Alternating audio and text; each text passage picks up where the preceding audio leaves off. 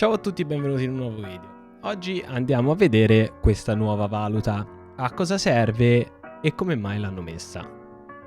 Ora, partiamo subito dalla premessa. Come mai l'hanno messa non lo so e nemmeno la maggior parte di noi lo può sapere. Ma ho una sensazione, un presupposto del perché l'abbiano fatto. Questa valuta, che sarebbero le cross crown, praticamente su Xbox c'era già. Su Xbox c'è sempre stato. Quindi come mai l'hanno messa anche su PC? Io credo, è solo un mio pensiero, che sia una strategia di marketing. Perché spesso in tantissimi giochi viene, come posso dire, attribuito il valore di alcune cose, cioè di alcuni oggetti shoppabili per esempio all'interno del gioco, a una moneta finta, una moneta virtuale. Questo cosa comporta? Comporta che questa moneta, diciamo, virtuale non venga considerata come un vero e proprio soldo vero, cioè come il denaro reale che te hai speso. È una strategia di mercato, lo fanno in tantissimi tipi di giochi, come un esempio è Call of Duty, è uno dei più grandi esempi. Te compri punti COD per comprare il Battle Pass. In quella maniera te comunque 10 euro glieli dai sempre, glieli regali sempre. A parte questo, questa era una parentesi di una sensazione mia. Oltre a questo credo anche che lo facciano per controllare il mercato. Allora, hanno introdotto questi cross crown. Questi cross crown sono, shoppabili direttamente col denaro. Che differenza c'è da prima a ora? Prima veniva fatte tutte le microtransazioni del gioco, venivano fatte solo ed esclusivamente tramite denaro. Cioè, te compravi direttamente ciò che volevi. Invece adesso c'è di mezzo questo cross crown. Ora, appunto, come dicevo prima di Call of Duty, credo che questo gioco stia andando in quella direzione. Perché? Perché su Call of Duty praticamente te cosa fai? Spendi 10 euro la prima volta, poi ti danno i COD point, che sarebbero i punti di Call of Duty, te li danno praticamente nel Battle Pass, ti ridanno praticamente indietro tutti i COD point, e se te li tieni tutti senza comprare niente, praticamente il Battle Pass dopo te non lo paghi. Ora io non so se è così, però su Call of Duty funziona in questa maniera. Molto probabilmente su Crossout potrà funzionare così. Non lo so però.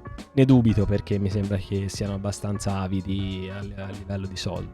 Cosa è cambiato con questi cross crown? Se andiamo nei coin, i coin attualmente si possano comprare tramite cross crown. Ora, se noi facciamo una valutazione veloce, è aumentato il livello della spesa. Non è cambiato niente a livello di coin, del coin pack, però loro ci obbligano a prendere 10.000 coin con 2.000 crown. Questi 10.000 coin, che poi tra l'altro non c'è un bonus, ti danno il bonus sul cross crown ma non sui coins. Praticamente prima era 5.000 coin più 2.500 di bonus, con 7.500 coin te andavi a spendere 100 euro. Io ora vi parlo del pacchetto più alto. Attualmente invece con 100 euro prendi 1.500 cross crown. Se noi poi andiamo a fare il calcolo con 1.500 cross crown, noi andiamo a prendere quello che ci davano prima, 7.500 coin. Quindi non cambia nulla, ma ti danno la possibilità di spendere 140 euro, diciamo 140 perché alla fine 2000 cross crown dovrebbero essere quella cifra lì, ti fanno prendere 10.000 coin. Sinceramente non consiglio a nessuno di comprare il pacchetto dei coin diretti, ma piuttosto comprate i pacchetti delle auto, quelli elite, quelli che li chiamano elite, premium, insomma questa roba qui. Però quello sta a voi, se vi piace il gioco ci investite, se non vi piace non ci investite. Oltre a quello hanno anche introdotto dei CK, delle customizzazioni soprattutto di tante armi. Non sono tutte le customizzazioni nuove che sono uscite, alcune sono uscite nuove ma ancora non le danno, altre invece sono presenti solo nei Flame Rider, che sono i tournament, quelli fatti eccetera eccetera, che poi in futuro andremo a parlarne anche di quelli. Cosa ci dà, che possibilità ci danno. Ora, io una cosa che ho visto subito è che le cabine, quelle che sono uscite parecchio tempo fa come customizzazione, ancora te le fanno pagare in euro, cioè te le fanno comprare direttamente. Invece le customizzazioni te le fanno prendere col cross crown. Ora, io mi ricordo che un anno fa dissero che i CK dovevano diventare craftabili, ovvero se ti piaceva un tipo di customizzazione di un'arma la craftavi e poi te la montavi su. Invece l'hanno resa shoppabile, mi sembra la via migliore per fare denaro. A parte quello, come funziona? Praticamente noi andremo a comprare questi cross crown. Con questi cross crown andremo a prendere queste customizzazioni. Sono 80 cross crown. Se noi andiamo a fare un piccolo calcolo di questi 80 cross crown, praticamente noi andremo a pagare quanto? 8 euro, 7 euro per ogni customizzazione, a parte la flywheel che costa 50 che te la pigli con 4 euro. Queste le andremo a pagare 7-8 euro e non è poco, sono tanti, sono veramente tanti per una customizzazione. Questi già meno, però sono armi comunque. Queste sono le shord, queste non mi ricordo se sono anche queste le shord, probabilmente sì, se è la shord. Oltre a questo, che è cambiato nella parte di customizzazioni, possiamo comprare attualmente il Battle Pass, no il Battle Pass scusatemi, il Premium Subscription con i Crown. Questa non l'ho capita, cioè non riesco a capirla questa entrata del Crown. Forse io sono più che sicuro che è una cosa di gestione del mercato e in più market violento di quelli che fanno attualmente su quasi tutti i giochi dove c'è incluso un Battle Pass. Praticamente ti danno con 1000 crown, cross crown, 360 giorni. Ora qualcuno mi ha fatto notare che se noi andiamo a vedere quanto stanno 1000 cross crown, praticamente noi andremo a pagare all'incirca quanto? 80 euro? Più o meno 80 euro. Ora faccio dei calcoli al volo, non metto a fare la calcolatrice super perfetta, ma comunque sono 80-85 euro. Il premium da 360 giorni. Ora io non, sinceramente lo faccio il premium, ce l'ho nel mio account personale, ma lo faccio di 30 giorni in 30 giorni perché magari alle volte non ho voglia o non ho tempo di giocare, quindi non so regalargli 10 euro. Comunque mi hanno fatto notare che alcuni dicano che costa 10 euro meno, praticamente ti viene a costare 10 euro meno di quelle che costava prima, altri invece mi hanno detto che costa 10 euro di più. Io non posso confermarvi questa cosa perché cioè proprio non ho mai aperto per guardare il premium da 360 giorni. Non l'ho mai aperto. Io mi ricordo che una volta ci fu, diciamo, il 50% di sconto. Una volta, c'è stato 2 volte, mi pare a Natale, del 50% di sconto sui 360 giorni veniva a 49 euro. Quindi se noi facciamo 49 più 49 ti viene fuori 98 euro. Quindi se se costava 98 euro, fondamentalmente noi ci andiamo a risparmiare un po'. Ora, io quello che mi sono detto subito, ho detto io non credo che tu vada a risparmiare o spendere di più. Secondo me ti spendi uguale.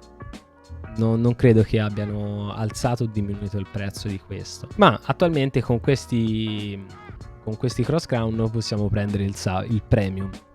Quindi ragazzi non è cambiato niente. Hanno aggiunto qualcosa in più che non sapevano nemmeno loro del perché aggiungerla sicuramente. Non c'è da dire né più né ma. Hanno aggiunto un nuovo pacchetto che ora andremo a guardare. Quindi ragazzi per ora il Battle Pass è questo, quello che c'è, l'ultimo che c'è. E vedremo se nel prossimo Battle Pass loro metteranno in atto questa cosa che ci danno invece dei coin direttamente, ci danno i cross crown. Vedremo un po'. Io sono più che sicuro che metteranno i cross crown nel prossimo Battle Pass e non i coin. Ma ora andiamo a vedere il nuovo pacchetto. Ok, siamo passati al mio account promo, così abbiamo il pacchettino, quello deluxe, che non ho comprato perché sono povero. E andiamo a vedere appunto questo pacchettino, che cavolo di novità ha. Allora, la prima di tutte che ci interessa è la cabina. La cabina praticamente è una cabina di quelle leggere, piccoline leggere, ma ha un grande perk. Praticamente il perk funziona che ti dà un perk fisso ogni arma che te monti sulla cabina ricaricabile hai un perk di ricarica, ovvero se monti un'arma ricaricabile hai il 25% di ricarica, se ne monti 2 hai il 15%, se ne monti 3 hai il 10% di ricarica. Questa è una cosa che sicuramente darà dei problemi al gioco, perché io ho già visto tantissimi player con le Scorpion fuse andare a 12-13k con la cabina, il modulo flywheel e le Scorpion fuse per ricarica. Quindi siamo già al 44% di ricarica in meno, 44% di tempo. Non è poco, è tantissimo, è troppo, perché ora si troverà uno sbilanciamento allucinante. Io ho provato una build con Scorpion fuse, questa cabina e il modulo flywheel, spari come se non ci fosse un domani. Ma a parte quello, se comunque questa cabina è ottima anche su tanti altri tipi di armi, quale può essere le Spike, quale può essere le Toadfish, quale può essere le Quasar, Pulsar, eccetera eccetera, anche i cannoni. Ai bassi power score sarà molto forte, perché comunque il 15% di ricarica ti permette di non montare il modulo flywheel. Se non monti il modulo flywheel scendi molto di power score, quindi questa è un'ottima cabina. È un'ottima cabina, ma sarà anche un cancro grosso per cross out a 12-13k, presumo. Anche perché ci si possano montare i Typhon, e i Typhon uguale, se abbiamo fino al 44% di ricarica sparano come se non ci fosse un domani. Oltre a quello, di interessante abbiamo le ruote. Le claw sono le nuove ruote. Le nuove ruote praticamente ti danno un perk particolare sulle armi energetiche. Quindi su tutta la categoria di armi energetiche, e per controllare, tra parentesi, per controllare andiamo su fazioni, technology tree, e andiamo a cercare nella categoria armi energetiche, energy weapon. Tutte queste armi vengano boostate da quelle ruote. Ora andiamo a vedere che boost danno. Praticamente sono omnidirezionali, cioè non come le Omnibox, ma sono a destra e sinistra, non esiste. Queste hanno una sterzano sinistra e destra in questo modo qui, perché si montano nella parte frontale e nella parte posteriore della build, come vedete. Questo è il davanti e questo è il dietro. Queste ruote praticamente come perk hanno che fino a 4 di queste ruote montate sulla nostra build praticamente incrementano ogni 120 metri, passati 120 metri, incrementano del 5% ciascuna. Quindi nel caso voi ne abbiate 4 sono 20%, per 5 secondi il danno delle armi energetiche. Quindi è buono, non è male, non è male. È comunque un boost in più sul danno. Se eventualmente noi perdiamo una di queste ruote, praticamente vengano disabilitate le armi energetiche. Ora io non ho ancora provato per quanto tempo, ma sembra temporaneamente, saranno magari mezzo secondo, un secondo, non di più, non credo che sia di più. Oltre a quello, che oltre a queste due componenti che sono molto interessanti, una cosa che per me è molto molto più interessante sono queste componenti qui. Praticamente sono questi qui, gli elbow. Sono 2 left elbow e 2 right elbow. Fondamentalmente questi sono altri 4 gun mount, sono altre 4 griglie, altri 4 gun mount. Come diciamo attacchi fanno un po' schifo, ma comunque fanno parte delle griglie. Quindi come sappiamo le griglie aiutano molto a proteggere la build e aiutano a tenere le armi in modo migliore. Praticamente se noi andiamo a prendere il nostro vecchio gun mount ha 38 punti di durability con 43 kg di peso. Questo ha 29 punti e 34 kg. Scusatemi, e 34 kg. Sinceramente questo è molto interessante perché sono 4 componenti e nelle build 4 componenti così sono eccezionali. Soprattutto perché comunque hanno una hitbox abbastanza grande. Un hitbox abbastanza grande che ci permette, se noi facciamo right elbow, vediamo un po' dov'è right elbow, right elbow, scriviamolo perché mi sono già perso, elbow. Se noi andiamo a metterla una accanto all'altra, noi abbiamo un altro gun mount, separato, ma abbiamo un altro gun mount che in più ha 2 attacchi qui, 2 attacchi in meno qui e un attacco in più alto qui. Questo è molto interessante. Questo ci permette di proteggere le armi in una maniera molto molto ottima, soprattutto perché sono gun mount e come sappiamo i gun mount sono veramente eccezionali. Oltre a questo noi possiamo proteggerle ancora di più perché comunque abbiamo gli attacchi e possiamo fare una roba del genere. Ora io ho preso una Sinus, però ci sta tutto, una Arbiter, ci sta quelle vi pare.